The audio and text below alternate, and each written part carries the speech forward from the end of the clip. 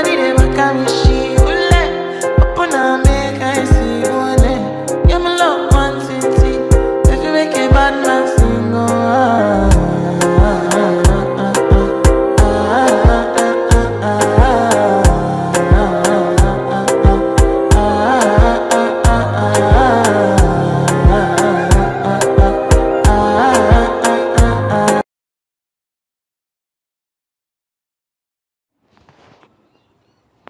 उपनगर पोलीस ठाण्याच्या हद्दीत बनावट अन्न व औषध विभागाचे अधिकारी आणि मानव अधिकारी असल्याचे भासवून पानटपरी चालकाकडे 10 लाख रुपयांची लाच मागितल्याप्रकरणी ठाण्याच्या 6 जणांविरुद्ध गुन्हा दाखल करण्यात आला आहे। जेल रोड भागातील शिवाजीनगर बसस्टॉप जवळील शिवनेरी पानटपरी चालक दीपक पोपटराव बोराडे यांनी उपनगर पोलीस ठाण्यात फिर्याद दाखल केली आहे।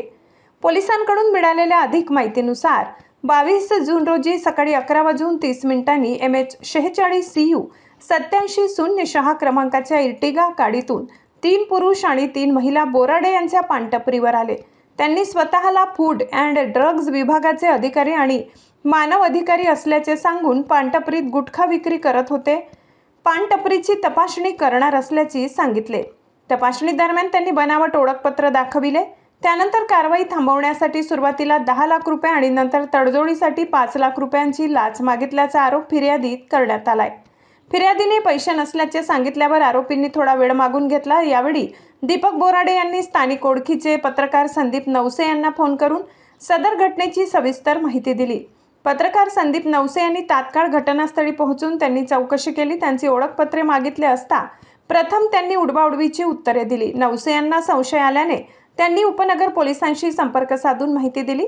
पोलीस येत असल्याचे कळता संशयित महिला गोंधळल्या। उपनगर पोलीस ठाण्याचे वरिष्ठ पोलीस निरीक्षक जयंत सिरसाट यांच्या मार्गदर्शनाखाली गुन्हे शोध पथकाचे सहाय्यक पोलीस निरीक्षक प्रभाकर सोनवणे यांनी घटनास्थळी येऊन महिलांचे आयडेंटिटी कार्ड तपासले तेव्हा ते बनावट असल्याचे निदर्शनास आले।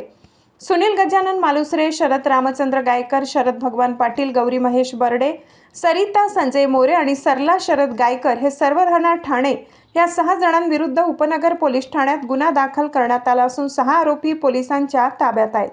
बनावट अधिकारी असल्याचे भासवून नागरिकांची फसवणूक करणाऱ्यांवर कठोर कारवाई करण्यात येईल असे पोलिसांनी सांगितले आहे।